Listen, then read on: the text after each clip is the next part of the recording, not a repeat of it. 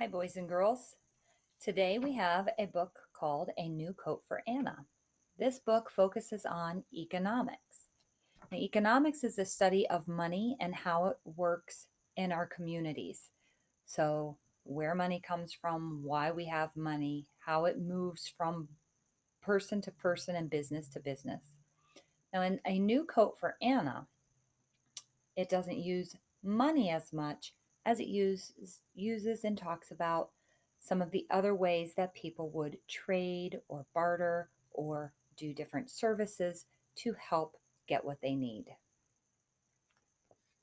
A New Coat for Anna by Harriet Ziefert. Pictures by Anita Lobel.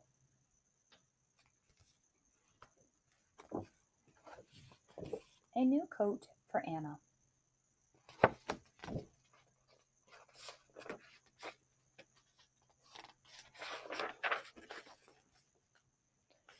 Winter had come, and Anna needed a new coat.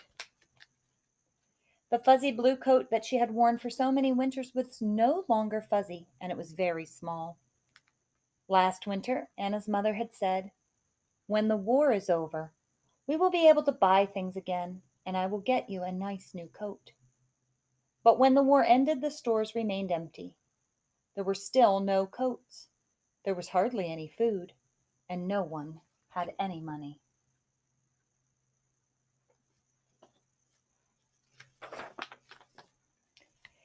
Anna's mother wondered how she could get Anna a new coat.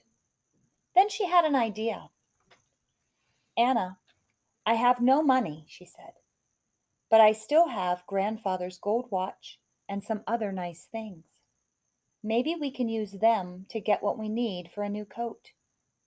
First, we need wool. Tomorrow we will visit a farmer and see about getting some." Sometimes you have to sacrifice one thing that maybe means a lot to get something else that you need. The next day, Anna and her mother walked to a nearby farm. "Anna needs a new coat," Anna's mother told the farmer. "I have no money, but I will give you this fine gold watch if you will give me enough wool from your sheep to make a coat." The farmer said, "What a good idea! But you will have to wait until spring when I shear my sheep's winter wool. Then I can trade you their wool for your good gold watch." You can't shear the sheep in the winter or they'll freeze. Anna waited for spring to come. Almost every Sunday she and her mother visited the sheep. She would always ask them, "Is your wool growing?" And the sheep would always answer, "Ah, ah, ah, ah." Then she would feed them nice fresh hay and give them hugs. At Christmas time, Anna brought them some paper necklaces and apples and sang carols.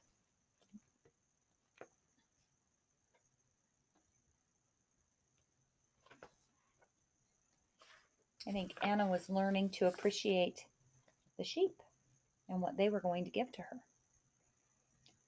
When spring came, the farmer sheared the sheep's wool. "Does it hurt them?" asked Anna. "No, Anna," said the farmer. "It's just like getting a haircut."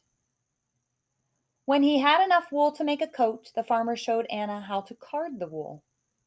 "It's like untangling the knots in your hair," he told Anna.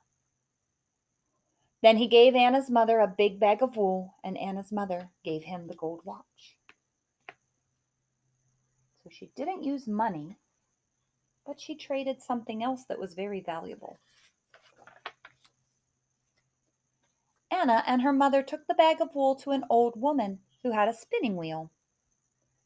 "Anna needs a new coat," Anna's mother told the woman. "I have no money, but I will give you this beautiful lamp if you will spin this wool into yarn." The woman said, "A lamp!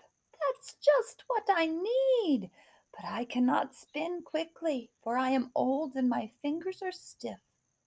Come back when the cherries are ripe and I will have your yarn." When summer came, Anna and her mother returned. Anna's mother gave the old woman the lamp, and the old woman gave the yarn and a basket of delicious red cherries. Hmm. So again, a trade. That's also called a barter. Anna, what color would you like? Anna's mother asked. A red one, Anna answered. Then we will pick some lingonberries, said Anna's mother. They make a beautiful red dye. And at the end of summer, Anna's mother knew just the place in the woods to find the ripest lingonberries.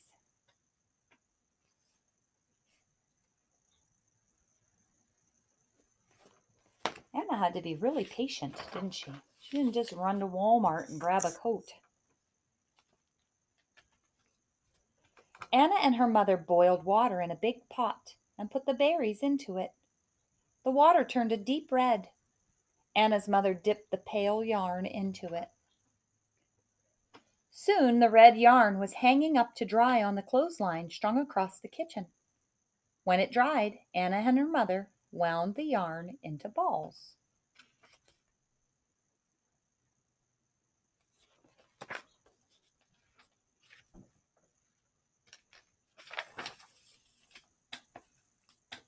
They took the yarn to the weaver. Anna needs a new coat, Anna's mother said. I have no money, but I will give you this garnet necklace if you will weave this yarn into cloth. The weaver said, Oh, what a pretty necklace! I will be happy to weave your yarn. Come back in 2 weeks. When Anna and her mother returned, the weaver gave them a bolt of beautiful red cloth. Anna's mother gave the weaver the sparkling garnet necklace.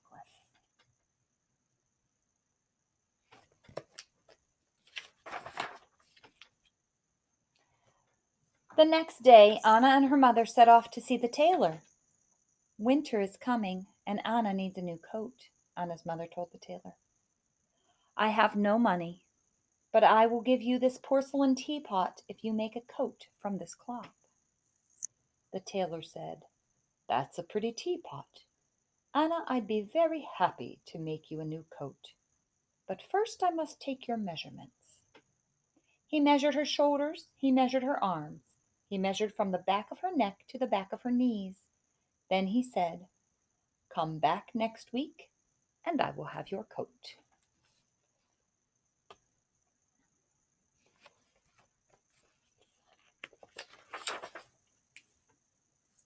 The tailor set to work making a pattern, cutting the cloth, pinning and sewing and stitching and snipping.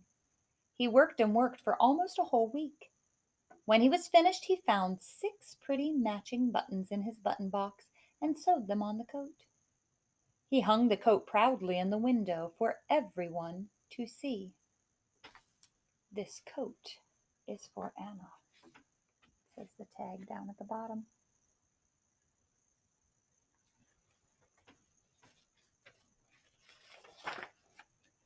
When Anna and her mother returned to the tailor's shop, Anna tried on her new coat. She twirled around in front of the mirror. The coat was perfect. Anna thanked the tailor. Anna's mother thanked him too and gave him the pretty porcelain teapot.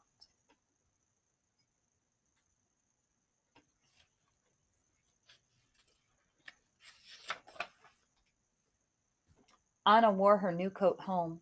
She stopped at every store to look at her reflection in the window. When they got home, her mother said, Christmas will be here, soon be here, and I think this year we could have a little celebration. Anna said, Oh, yes, and please could we invite all the people who helped to make my coat? Yes, said Anna's mother, and I will make a Christmas cake just like I used to. Anna gave her mother a big hug.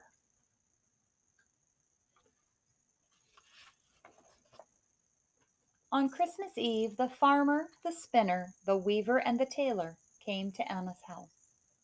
They all thought Anna looked beautiful in her new coat. The Christmas cake that Anna's mother baked was delicious. Everyone agreed that this was the best Christmas they had had in a long time.